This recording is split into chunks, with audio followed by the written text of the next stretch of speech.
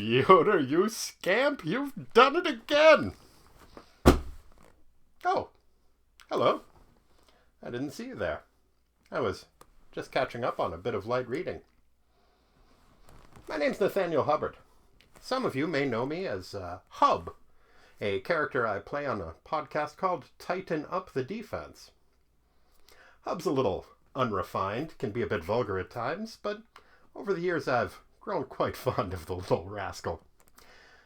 But he's not exactly the brightest light in the candelabra, if you catch my meaning, so it's confusing to me that over the years so many of you have written in asking questions or advice of Hub.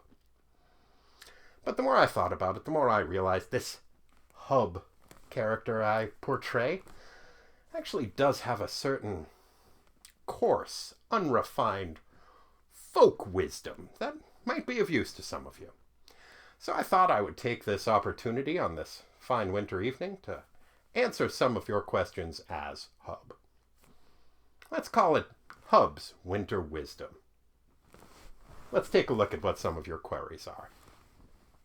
I've taken the liberty of jotting some down. Someone said I look like Judge Reinhold. Is that a compliment or an insult? It's an excellent question. Depends on a few different things. Mainly, is it the mid-80s? Can be difficult to tell. I know time has been a bit tricky lately. Take a bite out of a bagel. Did it have sun-dried tomatoes in it? If so, you're actually in the mid-90s. That's a bit too far. Were you able to find a bagel outside of New York City? If the answer is no, there's a fairly good chance you are, in fact, in the mid-80s. And if so, being called Judge Reinhold, or really any Reinhold, is quite a boon. Real feather in your cap. The 80s was a very good time to have Reinhold in your name. Not only was Judge Reinhold considered a bit of a sex symbol, but Reinhold Weege was the creator of Night Court, a very popular television program. So, if it is the mid-80s, and you've been called Judge Reinhold, good for you. If it isn't, anybody's guess. Was the person who asked that question, I guess it's not a question, was the person who told you reminded them of Judge Reinhold, character actor John Ashton, who played opposite Judge Reinhold in the movie Beverly Hills Cop, and Beverly Hills Cop 2, and Beverly Hills Cop 3. If it is, it's probably a compliment. They seem to have a pretty good rapport. So, I think there's a pretty good chance being called Judge Reinhold was in fact a compliment. I'm glad I could help. Let's see what else we've got here. What are some good racehorse names? An excellent question. Typically, you would expect a racehorse name to be kind of a string of nonsense words that are thrown together because they have a sort of, I don't know, random syllabic glee to them. You could, if you're going by this model, just choose the name of any local improv group. Grandma Franny's Edible Undies. Sure, that could be a racehorse, could be an improv troupe. Something like that. But I think that there's a better way to name a racehorse. What you're going to want to do is to find a name that when you scream it at the racetrack will frighten the other horses, but not your horse, because your horse has grown used to it. They've built up an immunity to it over the course of their training because they know that it's their name. Now, the easy part then does also complicate things, so let's not call it the easy part, is that horses are afraid of pretty much everything. So you could name your horse a balloon, and that might frighten the other horses in the race, and give your horse a greater chance of victory. But that kind of fear could also just compel them to run faster because, oh my God, there might be a balloon. Horses are afraid of everything. They are vicious, terrifying creatures with enormous heads, way too big for their bodies. But they're made of essentially spun sugar and bad intentions. They are fragile and they are terrified as they are terrifying of just random things, as near as I can tell. So, if you say balloon, horse might run faster, horse might stop, horse might try to eat your head. Anybody's guess. So what I think you should do is name your racehorse something like, "Stop! Stop! Stop, or I will unleash all of the balloons." That gives the horses that are not your horse in the race an action item that they can focus on, and instills terror in them, but gives them a direction with it. You could also name your horse something like, "Try to bite all the other jockeys." Something like that. An instruction for the other horses that will really give you a leg up on the competition. Other than that, what did I say before? Grandma Franny's edible underpants. Let's go with that. Let's take a look at another question. It's kind of fun.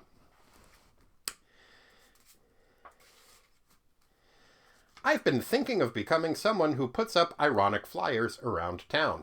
Any advice? Yeah, go for it. Sounds like fun. My advice would be, I guess, get a staple hammer. They're a lot of fun. I used to have a staple hammer. I might still have one somewhere. But if you're putting up that many flyers, it is going to save you a lot of time in the long run than a traditional staple gun model. I would also maybe avoid putting ironic flyers up. Just put up random flyers for things that you generally appreciate.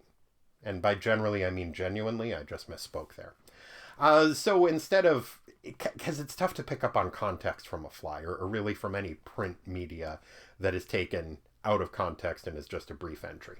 So you could ironically put up a flyer for, I don't know, a political candidate that you don't care for, and it's going to be virtually indistinguishable from a genuine flyer for said candidate. So I would avoid the irony, perhaps, in the flyer medium, but yeah, put up random flyers. I had a friend who once put up a bunch of flyers around town that said, "Hi, my name is Luke. I don't want to sell out to the man. Send me $1. And then had a P.O. box address, and a lot of people around town sent him $1.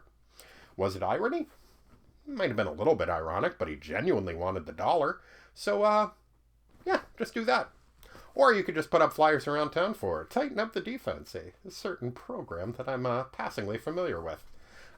Give their address and tell people to send them $1. They also don't want to sell out to the man. I have it on a very good authority. Those guys fucking hate the man. You know what? I hate the man too. So I was like, "Oh, I'm the man. I hope that nobody names a racehorse something cool because I own all the other racehorses and I don't want them to eat my jockeys." Fucking the man. Nobody's going to eat your jockeys. Started to put this pile down, but let's answer a few more questions. Is there any fruit you can't make a pie out of? It's an interesting question. My initial impulse is going to say grape. I can't imagine eating a grape pie, but I know you can make pies that have raisins in them. You shouldn't, but you can. I think I've had some varieties of apple pies that have had raisins in them. They're rum-soaked raisins. Sometimes they're okay. So technically that would be making a pie out of grapes. Citrus, you can have like a key lime or a lemon meringue pie. Melons are a little bit tricky.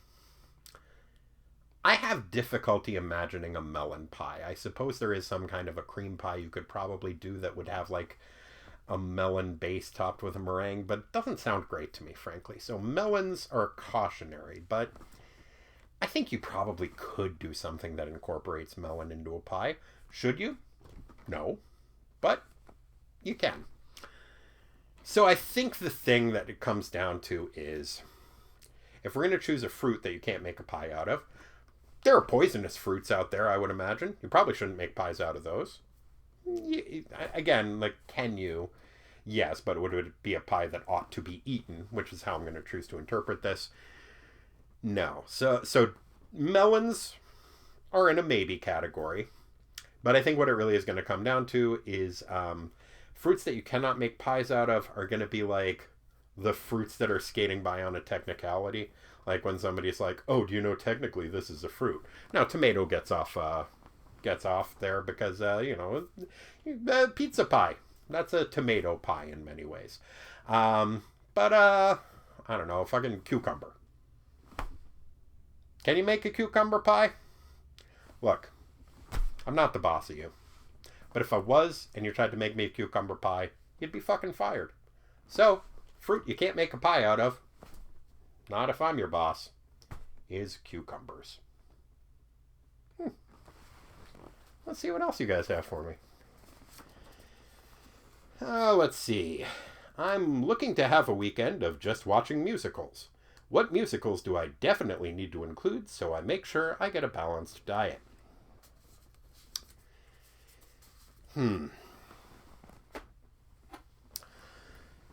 There's a couple of things at play here. First of all, if you're looking to me for musical advice, you're not going to get a balanced diet because I have specific tastes in musicals.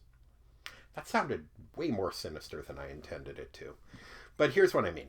I generally don't like any musical that you have to have the leads be good singers. If they are good singers, that can certainly be a bonus. But it shouldn't be difficult to songs to sing, like, for registers, you know? Like, I hate to say it, I'm going to step on some toes here. I didn't care for Wicked. And I don't like most modern musicals, and I don't like Andrew Lloyd Webber. He skates by on Jesus Christ Superstar, because it's got that swelling horn line in the title track of that. He gets a pass on that one. But in general, I like the Rodgers and Hart and the Rodgers and Hammerstein musicals. Camelot is the greatest musical of all time. You know how I said you didn't have to be a good singer, but it doesn't hurt? You got the original Broadway cast recording, Julie Andrews, Robert Goulet. Fuck yeah. Also, Guinevere in that is a real asshole. So, if I'm putting together a diet of musicals, it's not going to be well balanced, but it is going to be fucking delicious. And it's going to be mostly Rodgers and Hammerstein, Rodgers and Hart.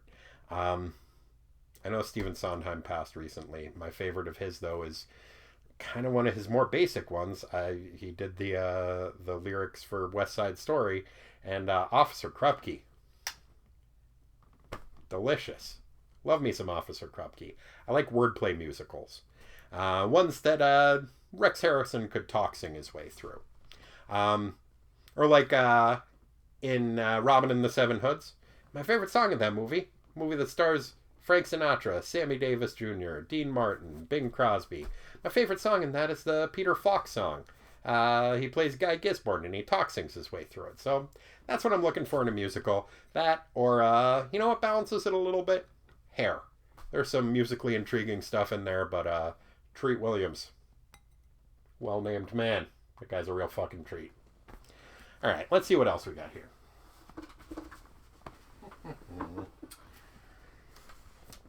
What are your self-tear kit? Self-tear? Don't tear yourself. That's tip number 1. What are your self-care tips for handling holiday stress? Well, sit down, put on a nice robe, get yourself a glass of brandy,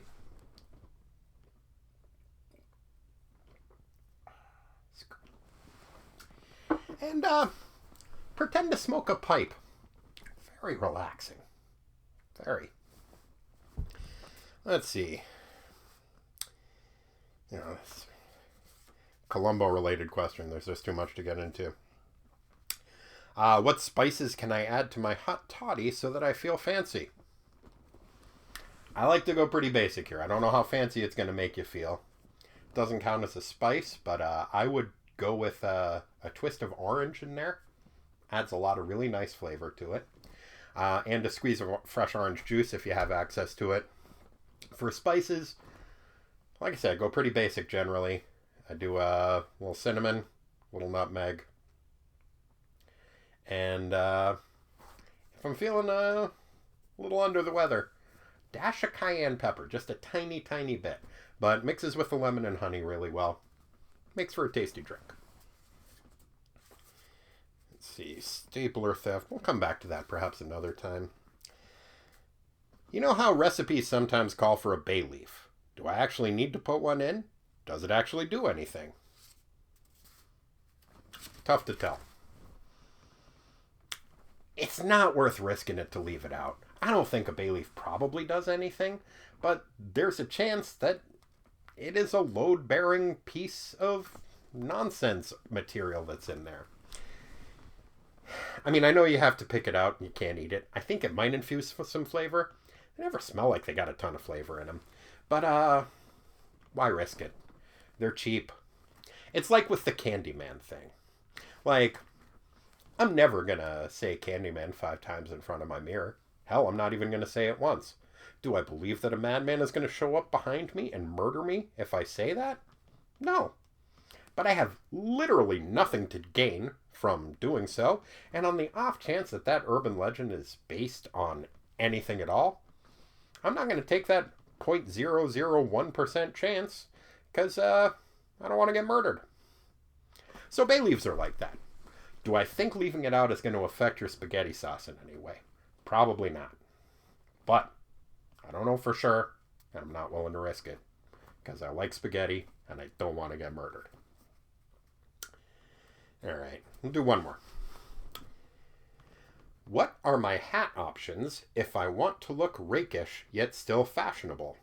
Is there an angle I can wear a specific hat at?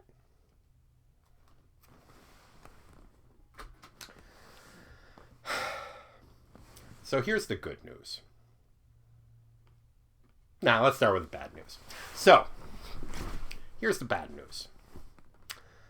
There is no longer a hat that you can wear that will make you look rakish, or a way to wear a hat that will make you look rakish.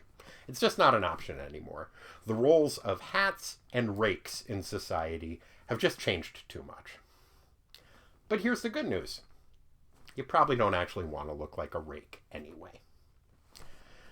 So, let's talk about how hats have changed over the years, and we'll get into rakes from there. It'll probably meander around a bit, because rakes and hats, fascinating history. So, the important thing to understand about hats is back in the day, you had to wear one all the time if you were in public, or you would go to fucking jail. Why? Because people used to be crazy fucking horny. Like, you know how horny people are?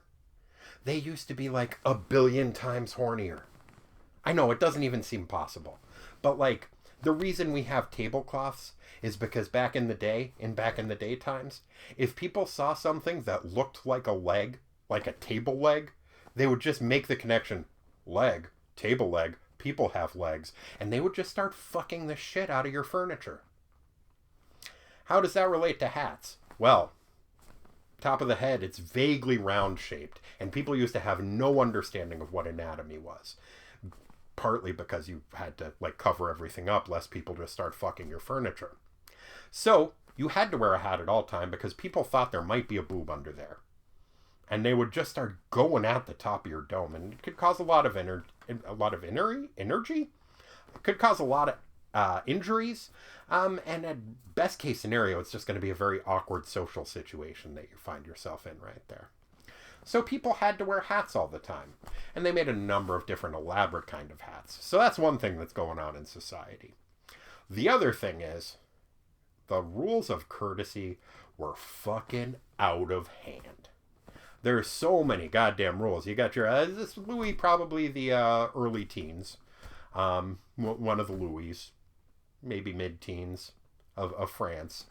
He was like, there's 1 billion rules of etiquette and you have to follow them all. And this wasn't so that people were polite to each other. It was to create different in-groups and shit like that and know who to exclude. It was a kind of overly codified court courtesy that, rather than being helpful to anyone, just was a big nuisance.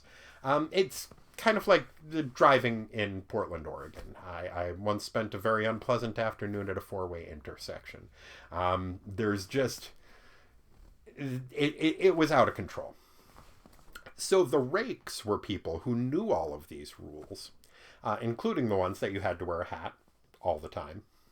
And they chose to obey the letter of these rules, but not the spirit. So they would be like, oh, yeah, I'm wearing a hat, so you can't send me to jail. But it's at, like, a 45-degree angle. This hat could just fall off my head at any time, and you'd never know. Will you see my head boob under there? Nobody knows. And people went nuts for this shit. They couldn't get enough of it. They're like, yes, we're tired of all of these, like, unnecessary laws of courtesy that are binding us all and keeping us from getting anything done. Thank God this mustachioed fop is showing us what's what with his hat worn at a creative angle. But nowadays, anything goes.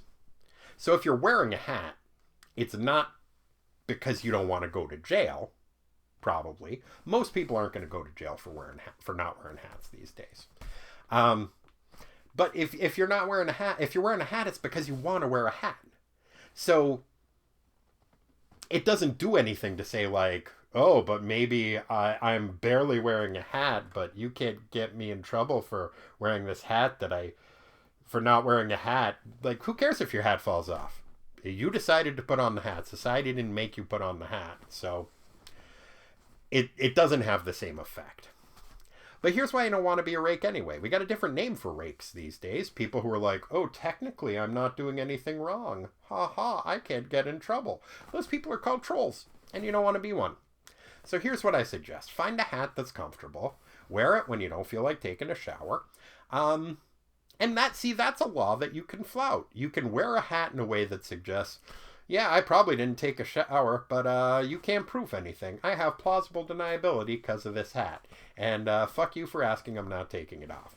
So the kind of hat you should probably wear for that is, I'm going to say like just a knit beanie, preferably with a pom-pom on top. The origin of the pom-pom on tops of on the tops of hats are...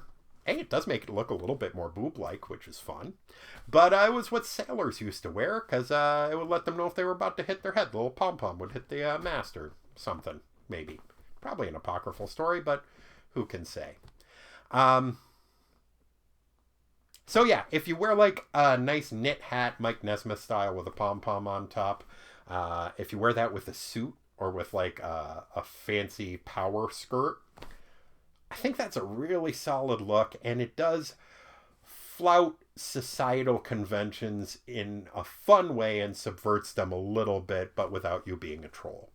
So I guess that's as close as you can come to wearing a hat in a rakish way and the type of hat that you should wear. So I hope my winter wisdom has been helpful to you. Let me know if you enjoyed that. If you have any questions yourself, as you can see, I have some more. That I can get to at another time. But if you enjoyed this little chat, let me know. And I'll be in touch with you with more winter wisdom. You can send your questions to ttwasteland@gmail.com or to Tighten Up the Defense, P.O. Box 20311, Portland, Oregon 97294. Happy questionings!